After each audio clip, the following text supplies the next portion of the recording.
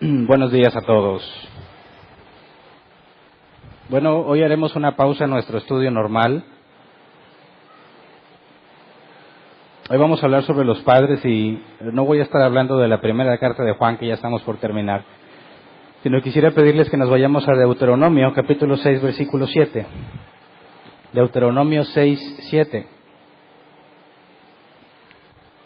Dice: incúlcaselas continuamente a tus hijos, háblales de ellas cuando estés en tu casa y cuando vayas por el camino, cuando te acuestes y cuando te levantes. Hoy que vamos a hablar del Día del Padre, obviamente sabemos que todos tenemos un Padre, ¿verdad? Dios Padre. Y obviamente este día no hace énfasis en Dios como nuestro Padre, sino en el Padre terrenal, ¿verdad? Estamos recordando a los padres terrenales. Y en este caso, el pasaje que estoy leyendo de Deuteronomio 6 no hace referencia específicamente a los padres de familia, porque una madre de familia también puede tomar este pasaje y aplicarlo, porque es algo que todo creyente, toda persona que ha nacido de nuevo debe enfocarse en hacer. Así que el día de hoy, reconociendo que este pasaje puede aplicar tanto a hombres como mujeres, vamos a enfocarlo en los padres específicamente, padres de familia, porque a los ojos de Dios, cuando Dios trata con nosotros, hay mucho más en el trasfondo que simplemente el trato con nuestras vidas. Como creyentes estamos acostumbrados a caminar en las cosas de Dios, los que son creyentes, caminar en las cosas de Dios, pensando de forma individual entre Dios y yo, o mi relación con Dios, y cuando avanzamos o somos negligentes, pareciera que el efecto, que beneficia o que perjudica, aplica solamente a nosotros, pero no es así. Dios ha dejado reglas claras donde la responsabilidad recae totalmente en los padres, y Dios nos da algunos pasajes de la Escritura para entender qué es lo que hay detrás de tu relación con Dios, hablando del padre de familia. Así que leamos por favor Deuteronomio 6, versículos 5 al 9. Hoy vamos a analizar esos pasajes con cierto nivel de detalle porque no tengo el tiempo que acostumbro tener. Así que vamos a leerlos en la Nueva Versión Internacional, Deuteronomio 6, versículos 5 al 9. Dice: ama al Señor tu Dios con todo tu corazón y con toda tu alma y con todas tus fuerzas. Grábate en el corazón estas palabras que hoy te mando. Incúlcaselas continuamente a tus hijos. Háblales de ellas cuando estés en tu casa y cuando vayas por el camino, cuando te acuestes y cuando te levantes. Átalas a tus manos como un signo, llévalas en tu frente como una marca, escríbelas en los postes de tu casa y en los portones de tus ciudades. Y bueno, en el contexto de lo que estamos leyendo aquí, sabemos que después de los 40 años en el desierto, después de que murió toda la generación de guerreros que no quisieron entrar a la tierra que Dios les daba como posesión por temor a los habitantes de ahí, considerados gigantes, después de 40 años que Dios les mandó que estuvieran en el desierto para que toda aquella generación de guerreros que se rehusó muriera, tenemos que ahora la siguiente generación está a punto de entrar, y Moisés, consciente de que él no va a entrar a la tierra prometida, consciente de que Josué va a tomar su lugar, les recuerda o renueva el pacto que había con el pueblo para cumplir la ley de Dios. Cuando estamos hablando aquí, cuando dice en el versículo 5, el 6, grábate en el corazón estas palabras que hoy te mando, el contexto es la ley de Dios, ¿verdad? Específicamente los mandamientos, aunque sabemos que son 613 preceptos en total. Pero quisiera que vieras con detalle que en estos 4 pasajes está la clave para ser un buen padre, ¿verdad? Un buen padre, en el sentido bíblico, no necesariamente tiene que ver con la provisión, que sabemos que estamos obligados a proveer. El apóstol Pablo decía que aquel que no provee para su casa es peor que un incrédulo, ¿verdad? Pero también en la provisión hay ciertas limitantes, voluntarias o involuntarias, o puede haber sido incluso negligencia de hombres que no tuvieron la preparación que quisieron o no aprovecharon la preparación que se les ofreció para poder tener acceso a un mejor salario, a un mejor trabajo. Sabemos que entre nosotros tenemos distintos niveles socioeconómicos, ¿verdad? Personas que les va muy bien, personas que son empleados, personas que tienen negocio propio, personas que no tienen trabajo, personas que no les va tan bien. Y si tratamos de especificar qué es un buen padre según la Escritura, tenemos que sacar el aspecto socioeconómico de la ecuación para entender cómo un buen padre puede ser muy adinerado o puede ser extremadamente pobre, pero aún así seguir siendo un buen padre. ¿Me explico? En nuestra cultura van a tratar de clasificar a un buen padre según la cantidad de provisión o la calidad de la provisión hacia su familia, ¿verdad? Los hombres en nuestra cultura, sobre todo en nuestra ciudad, en Monterrey, tratan con todas sus fuerzas de ser alguien en sus trabajos, ¿verdad? Y sacrifican todo por ser alguien. Se justifican ante la idea de que tienen que proveer lo mejor para su casa, ¿verdad?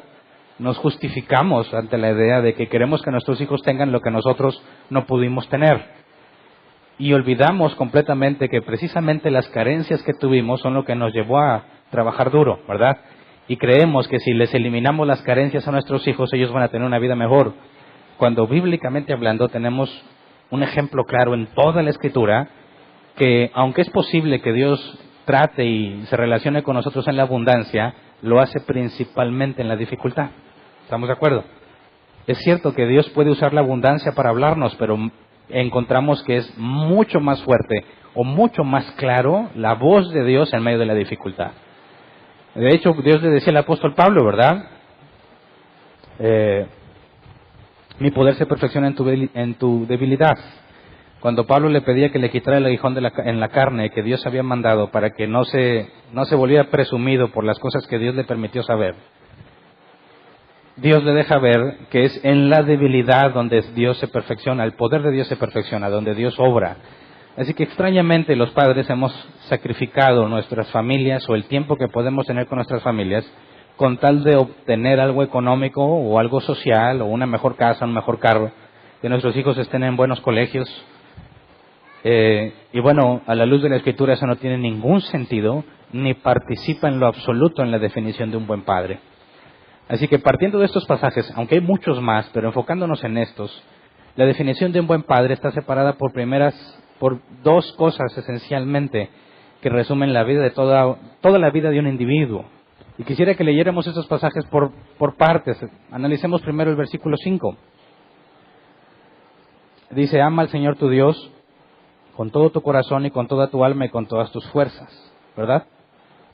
Bueno, aquí la palabra corazón es el hebreo levav, que se traduce como hombre interior, mente, voluntad. Es decir, cuando dice que ames a Dios de todo tu corazón, no está haciendo referencia a tus sentimientos, sino a tu decisión. Así que los padres no debemos esperar sentir ganas de servirle a Dios, sino que es una decisión. Y quisiera aderezar un poco más la palabra alma y fuerzas, ¿verdad? Porque aquí cuando nos habla, ama al Señor tu Dios con todo tu corazón y con toda tu alma. La palabra alma es el hebreo nefesh, que se traduce como ser viviente, persona, emociones, pasiones o alma. Aquí sí hace referencia a las emociones, ¿verdad? Así que el primer paso, ama al Señor tu Dios de todo tu corazón, implica que no tienes que esperar una emoción o un sentimiento para hacerlo, sino es una decisión. Y luego involucra las emociones porque sabemos que todo lo que hacemos, todo lo que sentimos, lo que pensamos debe ir sujeto a Cristo. Sabemos que la Escritura claramente habla de que el corazón es engañoso, también haciéndose referencia a la mente, y en cuanto a los sentimientos. Así que todos nuestros sentimientos deben estar enfocados también ahí, y cuando habla de fuerzas es el hebreo meoth, que se traduce como fuerza o abundancia, no abundancia económica ni material, sino la energía que tienes para hacer las cosas. Así que en ese versículo 5, enfocado en los padres de familia, significa que a pesar de todas las responsabilidades que tienes, además de todas esas, todo tu enfoque principal debe estar en amar a Dios por convicción en tu mente, sujetar tus emociones y con todas las fuerzas que tengas. Si dices, es que no tengo mucho tiempo, no le estás poniendo todas las fuerzas, ¿verdad? Y si dices, oye, es que no le entiendo mucho, no estás amando con el corazón, tienes que meterte más. Para eso, Dios también instituyó la iglesia, donde ha determinado o ha regalado distintos dones según su voluntad y su soberanía, y los ha repartido entre nosotros para que aquellos que tienen el don, la capacidad de ser maestro, instruyan a aquellos que no tienen ese don y que puedan avanzar. Así que ahí se juntan las dos. tu corazón al buscar ayuda, tu mente que buscas entender y todo tu esfuerzo en encontrarlo. Así que si tú no tienes, a veces todos estamos limitados en ciertas áreas y no tenemos la capacidad de entender con mayor profundidad lo que la Escritura dice, bueno, todas tus fuerzas, cuando también habla aquí de que ames con todas tus fuerzas, implica que tienes que hacer todo el esfuerzo que puedas por entenderlo. Buscar a alguien que lo sepa, alguien que te pueda explicar, algún escrito, algún libro, todo lo que puedas hacer para entenderlo.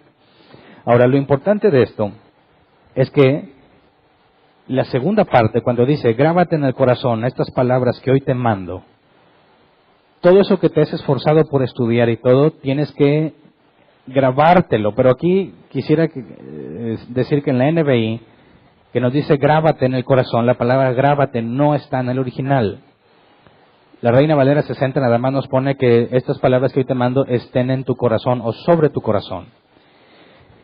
Y cuando vemos aquí la palabra corazón es levav, otra vez, hombre interior, mente, voluntad, corazón.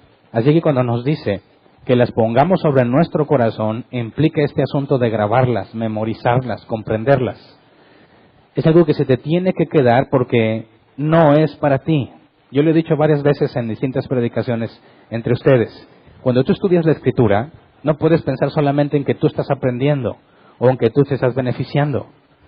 Tienes que pensar en que eso lo vas a transmitir a alguien. Y en caso de los padres de familia, son tus hijos a quienes se los debes transmitir.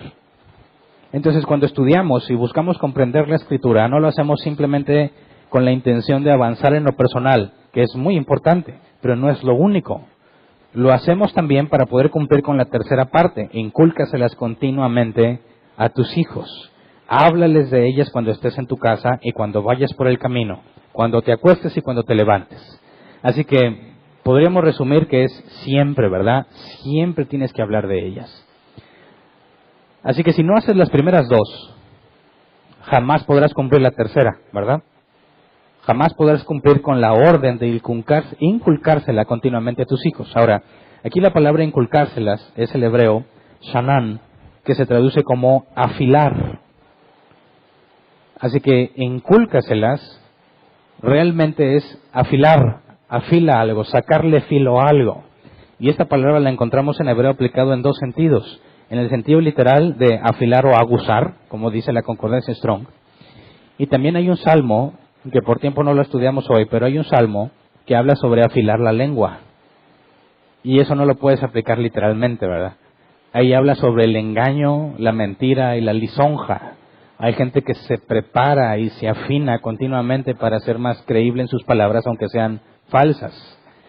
Así que el diccionario NAS, porque no me traje aquí el significado de las iniciales, lo traduce así: afilar, aguzar o, en sentido figurado, enseñar diligentemente. Así que es una tarea, fíjate bien, inculcarle a tus hijos las palabras de Dios requiere que primero tú la entiendas. Y para que la entiendas, requiere que ames a Dios con tu mente, con tus emociones y con todas tus fuerzas. De manera que ninguno de nosotros, padres de familia, podría inculcarle a nuestros hijos algo que nosotros no entendemos. ¿Verdad? Yo recuerdo mucho a mis abuelos, que ya fallecieron hace mucho, que en su esfuerzo por enseñarme algunos principios bíblicos, según su conocimiento y su creencia, llegaban puntos donde me trataban de explicar algo que, al preguntarles, ¿y eso qué significa? Decían, pues no sé, tú solamente hazlo. Ellos me decían, así dijo el Padrecito, tú simplemente hazlo.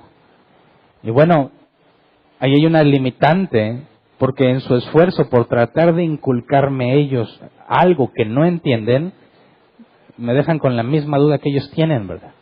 Y se vuelve a sentir como algo dudoso. ¿Por qué voy a hacerle caso a lo que él dice nada más? ¿Por qué tengo que sujetarme o hacer algo que ni siquiera entiendo? Porque una persona me dice que así lo haga. Se presta a desconfiar un poco de la propia Escritura. ¿Cómo voy a hacer algo que ni siquiera comprendo lo que significa? Entonces, si el papá no hace el esfuerzo que le corresponde por tener una relación cercana a Dios, jamás podrá ser un buen padre aunque tenga todo el dinero del mundo. Aunque tenga la casa más grande, el mejor carro, los mejores gadgets, lo que quieras darle a tus hijos. Aunque estés haciendo eso, si tú no tienes una relación directa con Dios, de manera que lo comprendas, lo entiendas, lo razones, lo meditas y tengas la capacidad de traducirlo en palabras simples a tus hijos, no eres un buen padre. ¿Cómo puedo asegurarlo? Por la propia definición de la palabra pecado, errar al blanco. Si Dios diseñó a la familia, ¿verdad? No surgió en las cuevas cuando el hombre le dijo a su mujer, uga, chaca, uga, que significaba que él se iba a traer comida mientras la mujer cuidaba el fuego y ahí cuidaba a los hijos. Y dicen que por beneficio, para que el fuego no se apagara y para que la descendencia pudiese seguir, se decidió que lo mejor era vivir juntos. Bueno, bíblicamente eso no tiene ningún sentido, porque bíblicamente nunca ha habido hombres de las cavernas. Claro que sí había hombres de las cavernas, ¿verdad? Sí vivieron personas que vivieron en cavernas, pero no eran retrógradas mentales ni estaban en proceso de evolución. Eran personas totalmente conscientes de sí mismas y en algunos casos tenemos evidencia de que eran mucho más astutos que nosotros. Así que cuando se habla de familia, sabemos que el diseñador de la familia es Dios. Y si Él la diseñó con un propósito, todo aquel que pretenda vivir en la familia con un propósito distinto, está en pecado. No está haciendo lo correcto. Y si tomamos las palabras de Jesús, de que aquel que ame a Dios no puede amar las riquezas al mismo tiempo, porque es como tener dos señores, dos amos tuyos. Y Jesús dice, no puedes tener dos porque a uno le vas a quedar mal, a uno vas a amar y al otro no. Así que tienes que escoger uno. Y lamentablemente, en nuestra cultura, la gran mayoría de los padres escogen el dinero, ¿verdad? Porque es algo muy visible. Es algo que lo ves normalmente en los festivales de Día del Padre. Cuando los papás y todos conviven, cuando se trata del Día del Niño y darle regalos a sus hijos, los niños pueden tener una comparativa muy directa. A él le dan mejores regalos que a mí, podrá decir un niño. O mi papá tiene mejor carro que aquel, o aquel tiene mejor esto que el mío. Y el dinero es una forma muy visible de aparentar a quien, entre comillas, le va bien, y por consecuencia, en nuestra ignorancia del asunto bíblico, en nuestra ignorancia, la tratamos de convertir en un sinónimo, ¿verdad? Y como eso brilla y habla por sí mismo, la gran mayoría de los padres de familia buscan tenerla. Pero aquel que se resiste a esa idea, voluntariamente, ¿verdad? No porque no tienes de otra. No sé, que estábamos hablando en el programa de radio, dice, no, pues hay personas que decidieron no casarse, ¿verdad? Y quedarse para el Señor. Lo decidieron o no tuvieron de otra, ¿verdad? Porque si no tuviste nunca ni un perrito que te ladre, nadie hizo nada, pues nadie le interesaste, dices, no, pues yo decido quedarme así para el Señor, no estás decidiendo tú, ¿verdad? No hubo de otra. Igual con los padres de familia, dicen, no, yo no me voy a enfocar en el dinero, no, es que tampoco tienes la forma de conseguirlo. Eso no te hace espiritual. El asunto es que sepas reconocer cuándo debes de darle prioridad en tu estudio de la Escritura y cuándo en determinadas circunstancias hay que darle prioridad al trabajo. Porque para los dos se les tiene que dedicar tiempo, ¿verdad? Pero ponemos una regla simple, ¿qué es primero, obedecer a Dios o a los hombres? A Dios. Así que aún con toda la cantidad de tiempo que tenemos que invertir en el trabajo, todo el esfuerzo y la dedicación que tenemos que invertir, no puede estar por encima de este pasaje en Deuteronomio 6:7. Incúlcaselas a tus hijos, siempre. Porque aunque tus hijos o nuestros hijos tengan carencias, la enseñanza en la palabra de Dios, de una forma no religiosa, y ahorita quiero aclarar ese punto, de una forma no religiosa, es el mayor tesoro que un niño puede recibir. Ahora, aquellos que tienen un poco más de profundidad en el estudio bíblico y me están escuchando aplicar un pasaje de Deuteronomio 6, que obviamente está dentro del viejo pacto, podría preguntarse, oye, ¿no se supone que el Antiguo Testamento no aplica para nosotros? Es cierto. La gran mayor parte del Antiguo Testamento no tiene aplicación para los cristianos, que estamos bajo el nuevo pacto. Pero todo lo que el Nuevo Testamento afirme del Antiguo Testamento es válido. Y en este caso quiero llevarte a este pasaje, Efesios 6:4. Efesios 6:4 dice, y ustedes, padres, no hagan enojar a sus hijos, sino críenlos según la disciplina e instrucción del Señor. Y ahí está, ¿verdad? Sigue estando la misma responsabilidad del Antiguo Testamento en el Nuevo Testamento sobre los padres. Así que es cierto que aquí instruimos a los niños en las clases especiales cada domingo, cada miércoles, cada reunión, pero eso en ninguna forma reemplaza la responsabilidad que tiene el padre de familia. Si por alguna razón tú no estás dedicándole el tiempo que debieras a tus hijos, no esperes que aquí se supla esa necesidad, ¿verdad? Sí, quizás aquí podrán decirle cosas interesantes, técnicas, profundas, hablando de la Escritura, pero en ninguna forma reemplaza lo que leemos aquí. Vamos a Génesis 18, versículos 18 y 19. Este pasaje ilustra perfectamente cómo Dios, cuando nos llama, cuando trabaja con nosotros en nuestras vidas, hablando del padre de familia, este pasaje ilustra cómo hay algo más que simplemente trabajar con nosotros. Dice, es un hecho que Abraham se convertirá en una nación grande y poderosa, y en él serán bendecidas todas las naciones de la tierra. Yo lo he elegido para que instruya a sus hijos y a su familia, a fin de que se mantengan en el camino del Señor y pongan en práctica lo que es justo y recto. Así el Señor cumplirá lo que le ha prometido. Así que Dios eligió a Abraham, ¿verdad? Trabajó con él, le enseñó lo que es la fe, lo puso a prueba en distintas ocasiones, pero nos deja claro que no nada más tenía en mente a Abraham, no nada más tenía en mente a todas las naciones, específicamente a sus hijos. Así que si Dios te ha concedido, padre de familia que estás aquí, te ha concedido entender cosas, quisiera que me entendieras que no es solamente para ti, sino que Dios tiene en mente a tus hijos. Así que si Dios quiere capacitar a tus hijos en su camino, ¿a quién va a usar? A ti, ¿verdad?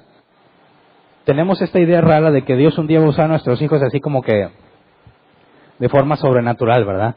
La vida normal, y de repente Dios escoge a uno de tus hijos y se lo lleva a servir. No, bíblicamente no es así. Aunque lo puede hacer Dios, este no es el camino que está aquí registrado. Si Dios quiere usar a tus hijos, primero te va a enseñar a ti, ¿verdad? Y si tú eres negligente en tus responsabilidades para con Dios, tus hijos van a aprender que ser cristiano es cuestión de venir a la iglesia, escuchar algún sermón, cantar algunas canciones, venir a los eventos, irte a tu casa y vivir la vida normal. Y entonces entorpeces completamente el camino de tus hijos. Porque esto implicaría que el cristianismo es una especie de ritual o de religiosidad que se tiene que hacer para tener contento a Dios. Y encontré una aplicación muy útil en cuanto a esto. Leamos Deuteronomio 6, versículo 8 y 9. O sea, después de que nos dice que inculquemos sus palabras a nuestros hijos, nos dice el versículo 8 y 9, átalas a tus manos como un signo, llévalas en tu frente como una marca, escríbelas en los postes de tu casa y en los portones de tus ciudades, ¿verdad? Ahora, yo recuerdo mucho que recién empecé a caminar en los caminos de Dios, una persona que en mi caso acababa de nacer de nuevo, junto con mi familia, nos habíamos acercado a las cosas de Dios. Lo primero que nos dijeron fue esto: llena tu casa de pasajes bíblicos. Y ahí tenías a mi mamá y a mi papá, pescadito en el carro, el pan diario en la mesa, los pasajes esos típicos que no pueden faltar en las casas cristianas, ¿verdad? Y dicen, bueno, estamos cumpliendo este pasaje, ¿verdad? Y dices, si lo sacas de contexto, sí, porque esta no es la parte central del pasaje. Vamos a Mateo 23, versículo 1 al 7. Perdón. Mateo 23, versículo 1 al 7. Palabras de Jesús en cuanto a lo que los judíos hicieron con ese pasaje, porque lo interpretaron literalmente y dejaron, por así decir, fuera el contexto del cual estoy hablando hoy. Dice, después de esto Jesús dijo a la gente y a sus discípulos, los maestros de la ley y los fariseos tienen la responsabilidad de interpretar a Moisés. Así que ustedes deben obedecerlos y hacer todo lo que les digan, pero no hagan lo que hacen ellos, porque no practican lo que predican. Pausa. Jesús está diciéndole a toda una generación de personas que están acostumbrados a ver a los maestros de la ley, a los fariseos, a los que tenían estudios especiales, estudios muy profundos en cuanto a la ley de Dios. Para el pueblo ellos eran el máximo, el estándar de sabiduría, a quien debías acudir cuando buscabas a Dios. Y Jesús dice realmente, sí, ellos tienen la responsabilidad de interpretar a Moisés, ¿verdad? De enseñarlos, guiarlos en las Escrituras, pero no hagan lo que ellos hacen, porque no practican la verdad. Así que Jesús hace una separación, dicen lo que dicen es palabra de Dios, es correcto, pero lo que hacen es totalmente incorrecto. Así que se convierte en un problema, porque si tú les tratas de decir lo correcto, pero no lo haces, de nada sirve, vienes a estar en esta misma categoría. Dice el versículo 4, atan cargas pesadas y las ponen sobre la espalda de los demás, pero ellos mismos no están dispuestos a mover ni un dedo para levantarlas. Todo lo hacen para que la gente los vea. Usan filacterias grandes y adornan sus ropas con borlas vistosas. Se mueren por el lugar de honor en los banquetes y los primeros asientos en las sinagogas, y porque la gente los salude en las plazas y los llame rabí. Ahora, ¿qué es esto de las filacterias? Vamos al versículo 5, en la traducción lenguaje actual. Dice, todo esto lo hacen para que la gente los vea y los admire. Por eso escriben frases de la Biblia en papelitos que guardan en cajitas de cuero y se las ponen en la frente y en los brazos. Cada vez hacen más grandes esas cajitas y los flecos que le ponen a la ropa para que la gente piense que son muy obedientes a Dios. ¿Viste cómo Deuteronomio 7 y 8 lo llevaron literal? Átalas en tu mano, ponlas en tu frente. ¿Y qué hicieron? Se hicieron cajitas de cuero, o sea, blandas, ¿verdad? Imagínate tener una caja de piedra aquí, o de madera. Una cajita blanda con pedacitos de la Escritura escrita en las manos y en las frentes, para que todos vean y piensen que obedecen a Dios. Pero Jesús siempre tachó esto de hipocresía. Así que no seas un padre hipócrita, que al no hacer lo que nos corresponde, de estudiar, de escudriñar, de profundizar, de memorizar, de entender, de masticar la palabra de Dios, de buscar obedecerla, y entonces inculcarla a nuestros hijos.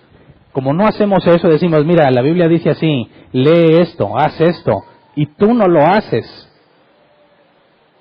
Y tus hijos aprenden tu religión. Y van a venir a la iglesia, y se van a congregar, y van a parecer que son cristianos aquí, pero cuando se vayan a tu casa, ellos saben que tal como tú lo haces, ahí pueden ser quienes realmente son. ¿Verdad? Es una pregunta muy simple. ¿Cuántos leen la Biblia? No leerla nada más así, sí. No, escudriñarla y profundizar en ella. Estoy seguro que casi nadie. ¿Verdad?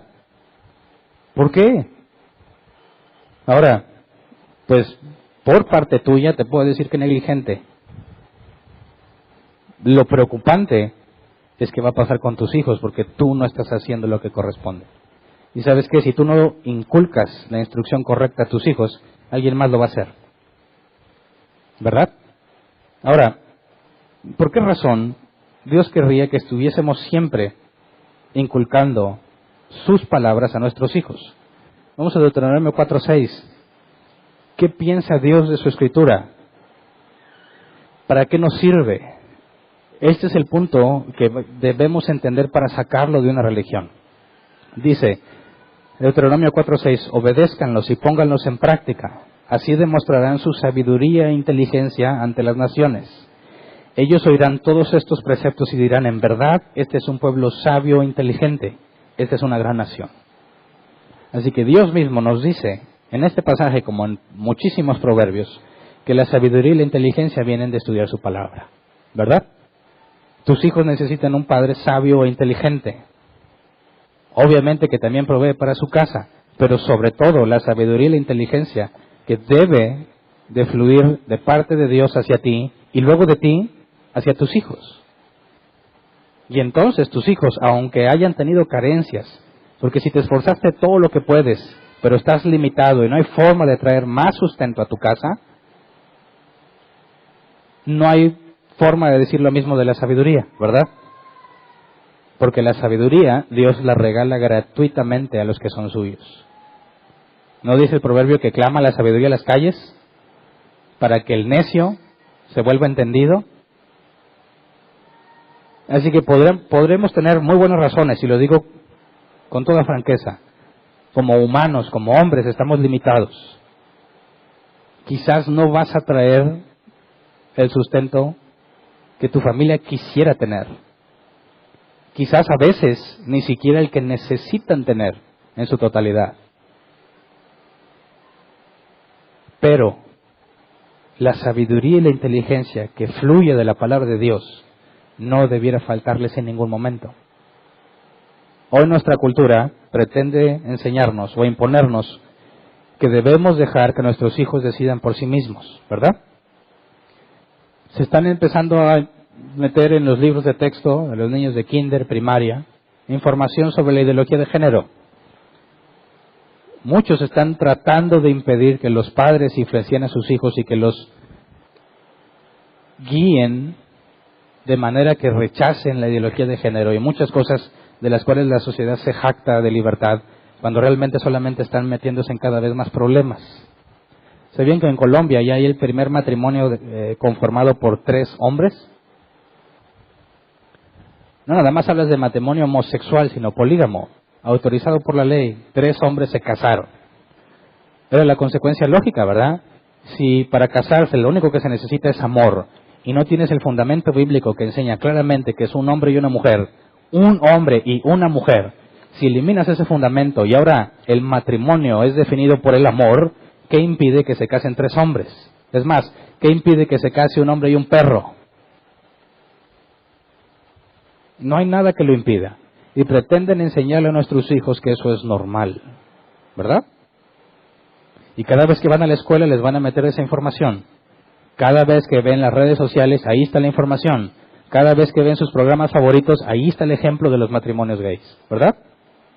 Reconocemos que todo ser humano tiene el mismo valor intrínseco. No hay humanos inferiores ni superiores, todos valemos lo mismo. Pero si tú no estás inculcándole a tus hijos lo que has aprendido de la Escritura, alguien más les está inculcando todo lo contrario a lo que la Biblia enseña. ¿Y sabes qué? Podrás hacer marchas para quejarte, podrás hacer asociaciones anti lo que tú quieras, y no va a funcionar a menos que hagas la parte que a ti te corresponde. Podrás tenernos en los padres de familia gritando en las calles que nos oponemos. ¿Tú crees que eso va simplemente a revertir la educación que están recibiendo tus hijos por muchísimos medios? Claro que no. Puede apoyar al bloquear algunas leyes o darles reversa, pero jamás va a reemplazar o va a solucionar el problema de la negligencia de los padres que no están inculcando su sabiduría. Lo que ellos han obtenido no se lo están inculcando a sus hijos. No hay nadie limitado como para que no pueda recibir sabiduría, porque Dios no tiene límite, ¿verdad? Así que aquel que realmente ama a sus hijos y tiene la capacidad de generar dinero va a tener que ser tan sabio como para decir, aunque pueda tener la capacidad de generar más dinero, si eso implica quitarle tiempo a mi familia, no lo voy a hacer. Si eso implica que no tengo tiempo para estudiar y para inculcárselo a mis hijos, entonces no lo voy a hacer, aunque pueda. Aunque la sociedad te taches de mediocre, que pudiendo tener más no tienes. No, es que no es eso lo que debes de acumular, porque nada de eso te vas a llevar. Es la sabiduría que tienes que inculcarle a tus hijos. El tiempo que tú inviertes en profundizar en la Escritura y no dejarlo como una religión. No dejarlo con venir simplemente, no dejarlo como una especie de ritual, sino algo que tú profundices, que tú logres entender de manera que puedas transmitírselo de forma fácil a tus hijos, a su nivel, con sus palabras. Eso es lo importante para un padre. Para lo demás, Dios dijo, no te preocupes por qué habéis de comer, ni qué habéis de vestir, ni dónde vas a vivir. Los que se preocupan de eso son los incrédulos, porque tu Padre Celestial sabe de lo que tienes necesidad, ¿verdad? Así que deja de ir tras el bienestar material. Eso es lo que hacen los incrédulos. Quien realmente ha conocido a Dios sabe que cuando Jesús enseña la parábola de la gran perla, la perla de gran precio, aquel mercader que la encontró vendió todo lo que tenía con tal de tenerla. Aquel que se encontró arando en un terreno que no era de él, se encuentra un tesoro escondido, vende todo lo que tiene para comprar ese terreno y tener ese tesoro. Si Dios te ha hecho nacer de nuevo y te ha dado entendimiento sobre el único libro que te puede dar sabiduría e inteligencia, ese debe ser tu máximo tesoro. Y debes estudiarlo, meditarlo, entenderlo, memorizarlo, aprenderlo, para que puedas inculcárselo a tus hijos. Si has hecho eso, te aseguro que aunque haya habido carencias en tu casa, que aunque tus limitaciones hayan afectado a tu familia en lo económico o en lo material, aún así podrás ver la mano de Dios en tus hijos, en ti, en las cosas que realmente son valiosas. Créeme, te lo digo desde hijo, muchas cosas mis padres, a pesar de su esfuerzo, no me las pudieron dar, pero se me olvida. Realmente lo que queda grabado es el tiempo que pasé con ellos. Si jugábamos o no jugábamos, si convivíamos o no, si estuvieron allí en los momentos difíciles, si me apoyaron a seguir adelante, si me aconsejaron y funcionó su consejo. Todo ese tipo de cosas van formando mi carácter y esa no las compra el dinero. Claro que puedes aconsejar a tus hijos, aún sin estudiar la Biblia, pero ¿qué clase de consejo les vas a dar? Si Dios te ha permitido entender y comprender su Escritura, hagamos nuestra parte, confiando en que Dios hará la suya. Así que, si la Biblia enseña que una de las principales muestras de la autenticidad de un cristiano, una de las principales señales que demuestran que verdaderamente eres hijos de Dios es la disciplina, pidámosle disciplina hoy a Dios. Créeme, aunque ames lo que haces en tu trabajo, no puede estar encima del amor hacia tus hijos. Hay una jerarquía bíblica que ya no tengo el tiempo de explicar, solamente se las voy a mencionar. Hay 5 puntos que todos interactuamos, 5 prioridades que deben estar en el orden correcto, y de aquí aprendemos algunas. Número 1 es tu relación con Dios. Está por encima de tus hijos, por encima de tu esposa, por encima del trabajo. ¿Por qué? Porque si tú no estás bien con Dios, nada de lo que hagas con los demás va a ser útil. Nada de lo que hagas con los demás va a servirles. Así que mi primera prioridad es Dios y yo. Mi segunda prioridad es mi esposa. ¿Verdad? Gracias. Si yo amo mucho a mis hijos y me entrego por ellos, pero no amo a mi esposa como debo, estoy enseñándoles cómo ser un mal padre. Amoroso, pero mal padre. ¿Verdad? Así que aún antes de mis hijos está mi esposa. Porque si ellos ven cómo trato a mi esposa, y tengo hijas, van a buscar que un hombre las trate como tú trataste a su mamá. ¿Verdad? Estás poniendo la vara cada vez más alta. No cualquier pelagato va a venir a decirle que las ama y las va a convencer. No. Ellas están acostumbradas a ver cómo un hombre de Dios cuida a su esposa y no van a aceptar menos que eso. ¿Verdad? Y si tienes hijos, tus hijos van a empezar a aprender cómo se debe tratar a su esposa. Y cuando se case, te aseguro que va a imitarte. Y así como vio que tú tratabas a su mamá, él va a tratar a su esposa. Así que por eso es más importante, bíblicamente hablando, tu relación con tu esposa antes que tu relación con tus hijos. Así que es primero Dios y tú, luego tu esposa y tú, y luego tus hijos. Si tú estás bien con Dios y tratas bien a tu mujer, ahora les enseñas a tus hijos lo que has aprendido, convives con ellos y los amas, y se cierra el círculo de lo que la familia es, ¿verdad? Ahora el trabajo viene después de los hijos, porque es cierto que hay que proveer, ¿verdad? Pero aun cuando no hay dinero, la familia puede estar en paz, confiando en la provisión de Dios. Aun cuando no hay dinero, a veces son los momentos más gratos que quedan en familia, porque en lugar de irnos al cine o irnos a pasear, nos quedamos a jugar un juego de mesa, porque no había dinero. Pero para ellos se convierte en un momento muy grato, un momento de diversión muy agradable, de manera que el dinero ni siquiera hizo falta, ¿verdad? El trabajo es la cuarta opción, y la última es el ministerio. ¿Por qué el ministerio al final? ¿No debiese ser lo primero? Claro que no. Si tú lees 1 Timoteo 3 o Tito 1, dice claramente que si no sabes gobernar bien tu casa, no puedes servirle a Dios en la iglesia. Si no tienes en orden primero los primeros 4 puntos, no eres útil en la congregación. Así que no confundamos nuestras relaciones poniendo el trabajo primero y luego el ministerio.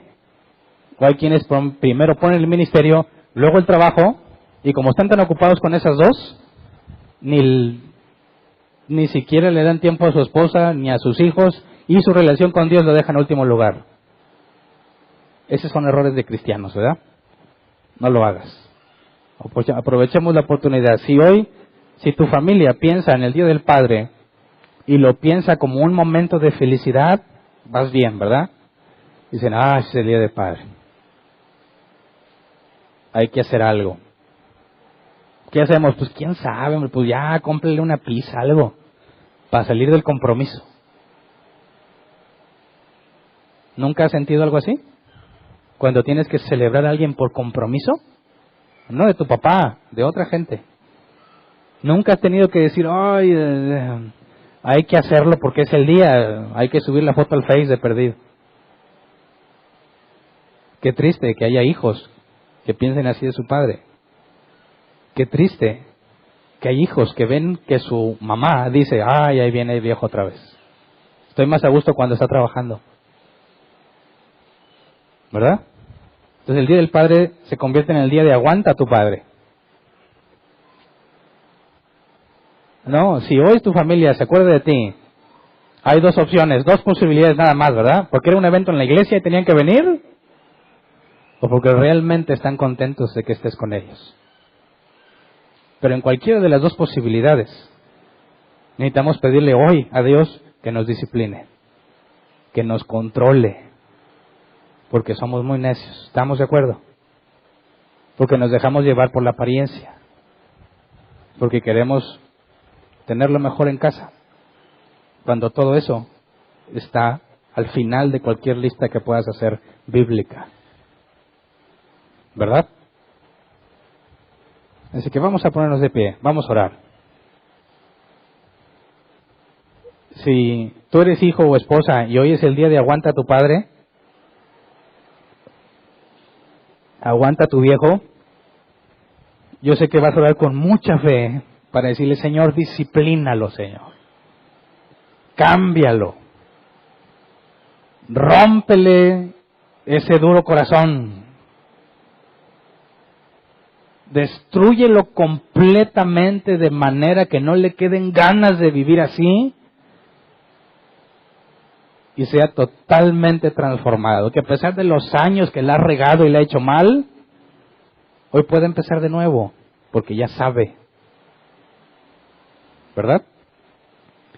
Si eres uno de los que están contentos porque tienen a su papá y realmente sienten alegría y les nace celebrarlo, aún así pidámosle a Dios, no dejes que se desvíe del camino. Vara, ¿verdad? Es lo que dice Dios que hace con sus hijos.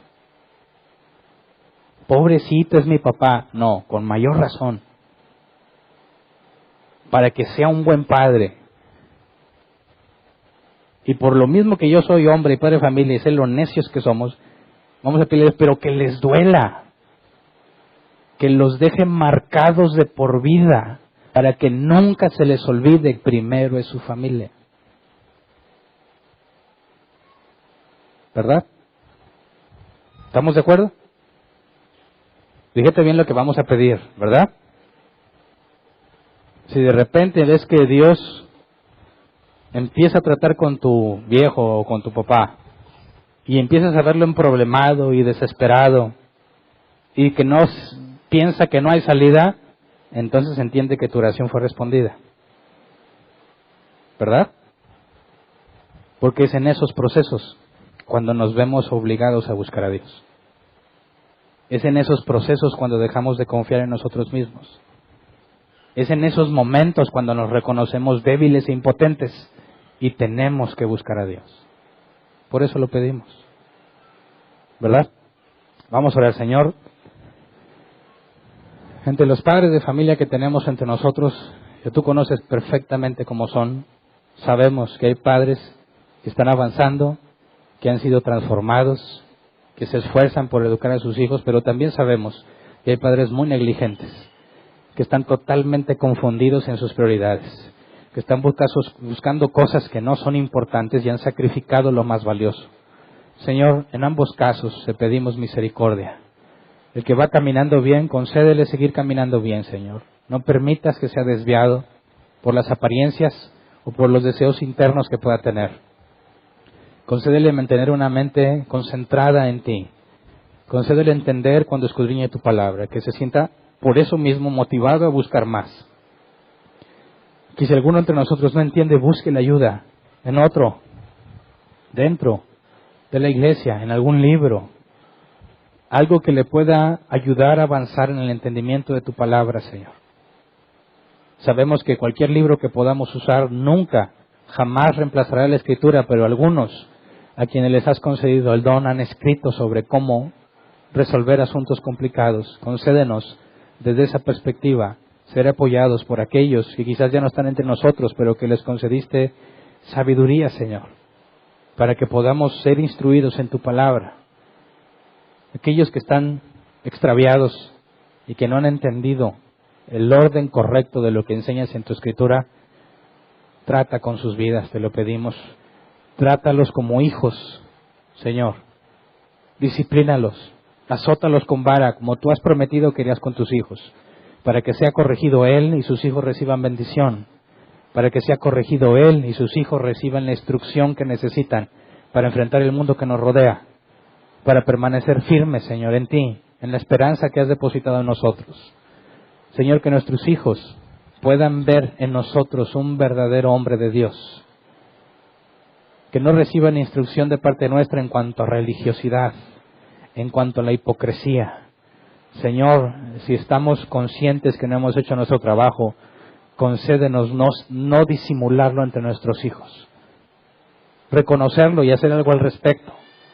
Si nuestros hijos nos preguntan algo que no entendamos, Señor, que no nos dé vergüenza decir que no entendemos, que no tratemos de decir cualquier otra cosa con tal de salir bien librados, que podamos reconocer, no lo entiendo, pero dame oportunidad de investigarlo y te lo explico. Concédenos ver siempre, Señor, la necesidad que hay en nuestros hijos de tu palabra. Concédenos dejar de pensar en nosotros mismos y buscarte a ti, no solo por nosotros mismos, sino por el bien de nuestros hijos. Concédenos ser un buen esposo, para que nuestros hijos y nuestras hijas vean el modelo correcto de un padre, de un esposo, para que nuestras hijas entiendan que no deben aceptar nada que no sea el amor de un hombre de Dios. Señor, en medio de tanta presión cultural, confiamos en que tú estás con nosotros y nos ayudarás a permanecer firmes. Por eso te pedimos sabiduría. Por eso te pedimos inteligencia, la que proviene de tu palabra. Pon el querer como el hacer, como decía el apóstol Pablo, en nosotros, para buscar de todo corazón, con todas nuestras fuerzas, doblegar nuestras emociones a ti, para que nuestros hijos sean beneficiados, Señor. De antemano, que nuestros hijos siempre puedan ver que a pesar de lo que hagamos, nuestro esfuerzo, nuestra dedicación, cualquier cosa que hagamos correcta, que siempre quede claro que proviene de ti y para ti, Señor. que solo somos siervos inútiles, para que ellos también aprendan que siempre, sobre todas las cosas, la gloria es tuya. Gracias de antemano. Amén. Pueden sentarse. Entrego el lugar para que continúe el evento.